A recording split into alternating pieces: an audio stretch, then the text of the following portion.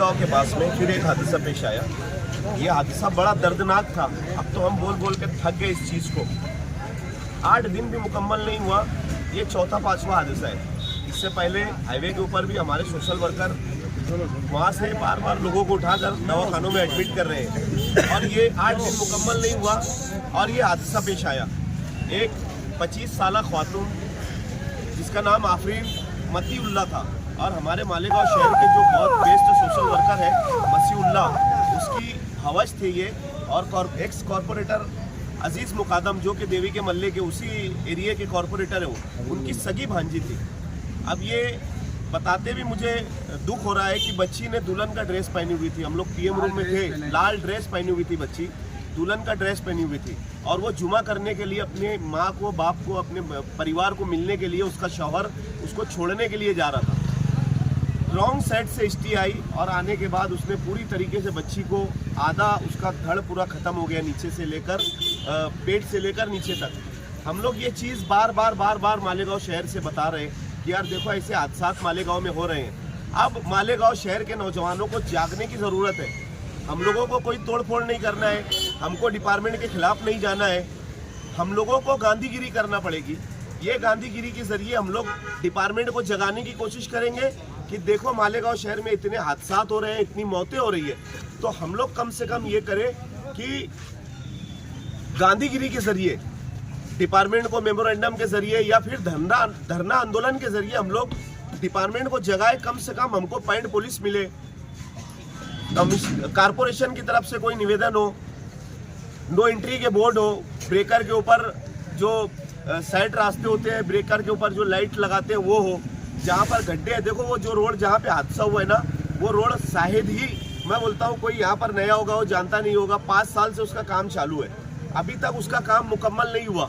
तो इसके लिए इन लोगों को, बड़ी वाहन वालों को शायद ये रोड ख़राब होने की वजह से ये रॉन्ग साइड आ जाते। तो ये कब तक मालेगांव शहर में चलेगा?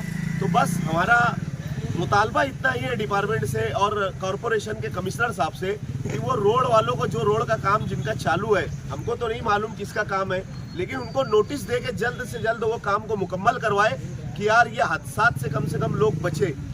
जो शनिचर के रोज़ हादसा हुआ था वो भी रॉन्ग साइड पे का मामला था, और ये जो आज एसटी का मामला हुआ ये भी रॉन्ग साइड का मामला था। तो कहीं ना कहीं इसके अंदर नो एंट्री के बोर्ड और रोड की जो मरम्मत और काम चालू है, इसके ऊपर कमिश्नर साहब भी और हमारे पुलिस डिपार्टमेंट भी ध्यान दे तो बड़ी मेहरबानी होगी। शुक्रिया। मौजूद थे तो क्या वाकया था, किस तरह की वैसे हादसा हुआ तो मैं केडी ऑफिस पर बैठा हुआ था, एक ऑटो वाला आया भाई, उसने बताया कि ऐसा ऐसा हादसा वहाँ पर हुआ है। गए तो पब्लिक तो वहाँ बहुत ज़्यादा रश था, वहाँ एम्बुलेंस पहुँचने में भी टाइम हुई। सबसे मेन चीज़ तो ये थी कि पब्लिक वहाँ बेकाबू हो रही थी पुलिस के आने से पहले तक थे। तो वहाँ पर हम थे और वहाँ के जो जिम्मेदारान थे, तो पब्लिक को वहाँ पर कंट्रोल कर बस के ड्राइवर को निकाल कर बस में से पुलिस के ताबे में वहाँ पर हम लोगों ने दिया। रही बात कि डिपार्टमेंट की ये गुजारिश है कि जो बस का ड्राइवर था, देखो जांच पूरी ईमानदारी से होना चाहिए। तो जहाँ तक कि हम वहाँ खड़े हुए थे तो ड्राइवर जो था वो फुल नशे में था और रॉन्ग साइड आ रहा था। चलो अगर नशे में नहीं होता तो उसके बाद में वो जगह पर ब्रेक तो मारता था, कम से कम नहीं कुछ तो भी उसने 100 मीटर तक के जो लड़की थी उसको घसीटते हुए लेकर गया। बहुत दिलनाक हादसा था। जो लड़की थी, लड़की का नाम आफरीन मतीउल्लाह था, सफ़ी पार्क की रिहायश थी वो, उसकी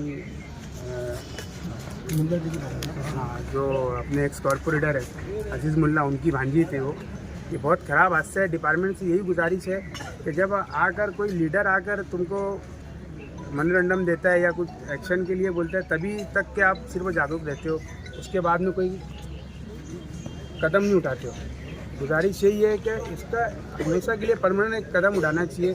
वहाँ पर ब्रेकर की ज़रूरत है, वहाँ लाइट की ज़रूरत है, वहाँ पर दिशा बोर्ड रहना चाहिए कि भाई आगे जाकर इतने किलोमीटर पर राउंड है, क्योंकि वहाँ जो रास्ता है वो पूरा राउंड है। वहाँ पर सबसे मेन चीज़ वजह यही है कि जहाँ तक कि हमने देखा ड्राइवर नशे में था, सही तरीके से जांच होनी चाहिए। और जो लड़की थी आज मालेगांव शहर की, 1 हफ्ते के अंदर 3 बच्चियाँ मालेगांव शहर की बेटियाँ हादसे का शिकार हो गई। तो डिपार्टमेंट से बार बार हमारी यही गुजारिश है कि ऐसा कुछ ठोस कदम उठाए कि शहर में हादसा से रुक सके। खराश वाक़या हुआ जिसकी वजह से एक नौजवान खातून अपनी ज़िंदगी से आज वो निकल गई। मालेगांव शहर में पिछले दिनों में भी आप मुसलसल देख रहे हैं कि हादसा हो रहे हैं। जब कोई मौत होती है तो लोग जमा होते हैं और उस दिन एहतजाज होता है, लोग नाराज़गी जाहिर करते हैं, लेकिन मुसलसल मालेगांव शहर में हादसा हो रहे हैं जहां लोग ज़ख्मी होते हैं, स्कूल के बच्चे, बुज़ुर्ग और दूसरे लोग। लेकिन हम लोग देखते हैं जिस दिन कोई वाक़या होता है उस दिन पुलिस डिपार्टमेंट और ट्रैफिक पुलिस आकर ऐसा लगता है अलामती तौर पे कार्रवाई कर रही है और उसके बाद लोग भी भूल जाते हैं और उनकी कार्रवाई रुक जाती है। जिस तरह आगरा रोड पर ये वाक़या हुआ, नौजवान जोड़ा जा रहा था और हमारे करीबी साथी, सिर्फ वो हमारे सियासी साथी नहीं, वो हमारे घर का एक हिस्सा है मसीह भाई, उनके घर उनके भाई और बीवी जा रहे थे और हादसा हुआ, उसमें उनकी भाभी का इंतकाल हुआ।